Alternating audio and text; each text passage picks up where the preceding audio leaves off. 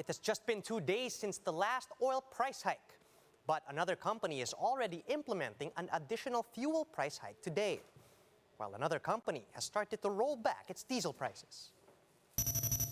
The rollout of the government's fuel subsidies has started, but PUV drivers say cash aid is not enough to ease the impact of oil price hikes. Aside from fuel, power rates are also slightly going up this month.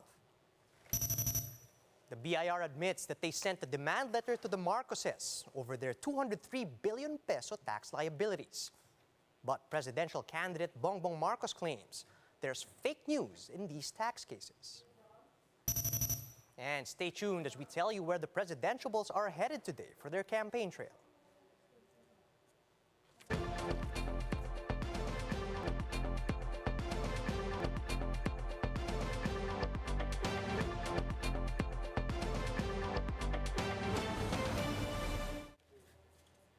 Fast, focused, and fearless. Here's everything you need to know as you jumpstart your day. I'm Charles Lejano.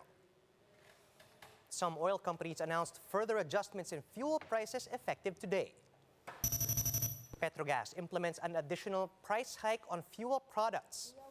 The firm's diesel price increased by 6 pesos and 65 centavos per liter, while the price of gasoline went up by 3 pesos and 60 centavos per liter. The price adjustment took effect earlier this morning at 6 a.m. On the other hand, Clean Fuel is implementing a rollback on diesel prices. From March 16 to 18, Clean Fuel's diesel will be cheaper by 5 pesos per liter. The Energy Department says the worst may be over for oil price hikes. In an interview with The Big Story, Energy Undersecretary Gerardo Erquiza Jr. said global fuel prices are starting to cool down. He said the agency is just hoping that the lower prices will continue to hold for the rest of the week to ensure lower pump prices by next week. Well, we hope that the worst is over, but we know as one indicator is that the Russia-Ukraine conflict is almost solved. They are in the process of, getting or settling the differences, whatever is that. And immediately when those announcements came out, then the price went down. So that's an indicator. And hopefully, with the continuous assurance of the OPEC to push through with its commitment of 400,000 barrels a day, then that will definitely ease the supply or production. The government has started rolling out subsidies under the Pantawid Pasada program to aid PUV drivers who are affected by soaring fuel prices. But for many, this cash aid simply isn't enough. Camille Samonte with the story. Thousands of public transportation drivers can get to wait their hands on the government's 6,500 peso fuel subsidy. Payout started on Tuesday, but the likes of Chris have yet to receive anything on his Pantawid Pasada card. Wala talaga, di na namin inaasahan po yun kasi noong nakaraan, di ako nakatanggap, di na kami babiyahe po, wala nang kikitain talaga, wala nang iuwi sa bahay, sa pamilya. Some drivers, meanwhile, complain that this aid won't even last them a week. Hindi kaya talagang sapat po, ma'am. Kasi sa sobrang krudo nga, magkano lang 1 litro. Araw-araw kami bumabiyahe. Kulang talaga. Some drivers also have yet to apply for their cards. Pinababalik ako by Monday, ma'am, para i-process. Dadaling ko yung mga papers ko. According to the LTFRB, some 35,000 drivers have already received their subsidy. These out of the 136,000 initial card holders yet to claim their share. Director Cristina Cachon says they are expecting the Land Bank to complete the distribution by Friday. For News 5, Camille Samonte, we are One News. While fuel prices are skyrocketing, Meralco power rates are also slightly inching up this month. After 2 consecutive months of rate reductions, Meralco will be increasing its overall rate to 9 pesos and 64 centavos per kilowatt hour. That's about 6 centavos higher than last month's rate. This rate hike is equivalent to an increase of around 13 pesos in the total bill of a residential customer consuming 200 kilowatt hours of electricity.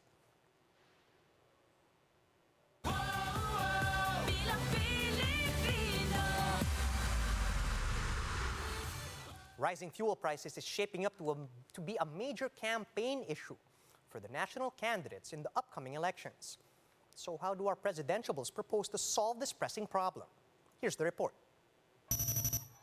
Manila Mayor Isko Moreno is backing calls to slash fuel taxes by 50%. But the presidential bet says those who have huge tax liabilities should be made to pay their dues to cover the huge revenues that the government will forgo.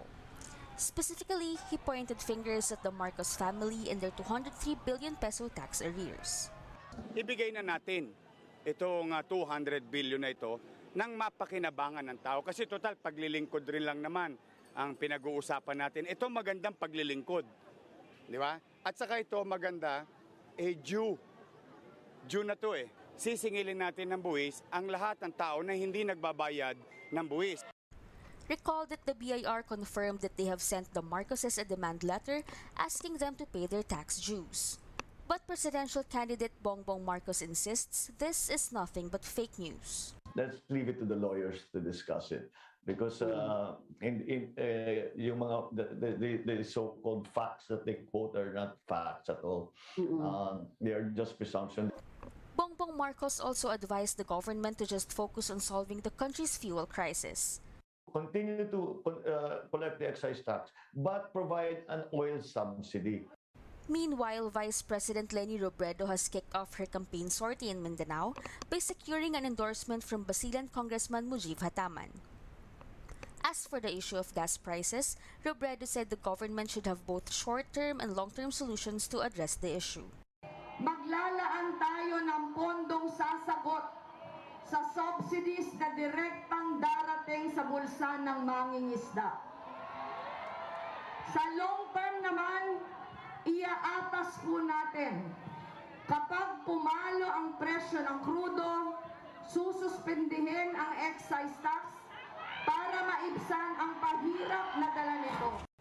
For Senator Manny Pacquiao, the proposed 200 peso monthly fuel subsidy is not enough, given the sky-high increases we've seen in past weeks. 200 pesos a month? A month? Huwag mo lang ibigay. Ako nga, 1,000 binibigay ko eh. Pero hindi naman kung lang yan lang yung kaya ng budget ng ating gobyerno, bakit hindi? Pero kung may pundo naman ating gobyerno, pwede naman lakihan. For his part, Senator Ping Lacson says he supports the proposal of NEDA to shorten the work week to just 4 days. He said the public stands to save good money with this scheme. 4-day work week, di ba? Yung maganda yun kasi at least matitipid na yung gasolina yung Friday hanggang Sunday. He or she can spend more time with the family. Finally, presidential bet and labor leader Calyori de Guzman is also supporting calls for a 4-day work week, but with an important condition, that no worker should get pay cuts due to their fewer workdays.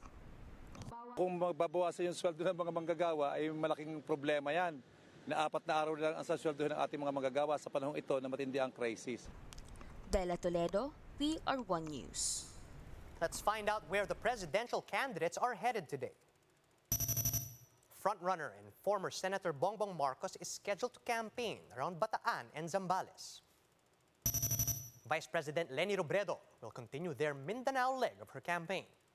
And Robredo is expected to visit Sultan Kudarat, Isabela City in Basilan, and Zamboanga del Norte. And she'll be ending the day with a people's rally in Zamboanga City at past 6 p.m. Meanwhile, Manila Mayor Isko Moreno will be visiting the Negros Island today, where he's scheduled to join a motorcade, attend several courtesy calls, and meet his supporters in the area. And lastly, Senator Manny Pacquiao will still be in General Santos City today, but he's also expected to visit Sultan Kudarat and South Cotabato in the afternoon. Here are the stories to watch out for later today. The Joint Congressional Oversight Committee is set to discuss some election-related concerns with the COMELEC, including the supposed lack of transparency in the printing of the ballots.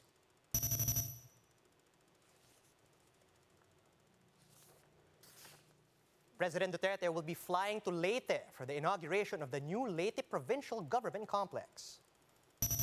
And the Philippine Esports Organization is launching the Lakas Matatag campaign for Team Cebol in preparation for the 31st Southeast Asian Games in Hanoi. And that's how the day is shaping up to be. Do join us again later at 9 a.m. as we monitor the day's biggest stories from sunrise to sundown. You can also catch One News on Signal Play. Just register for a free account at www.signalplay.com so you can stream One News live anytime and anywhere. I'm Charles Lejano. Mask on, wash hands, and stay safe, Philippines. We're One News.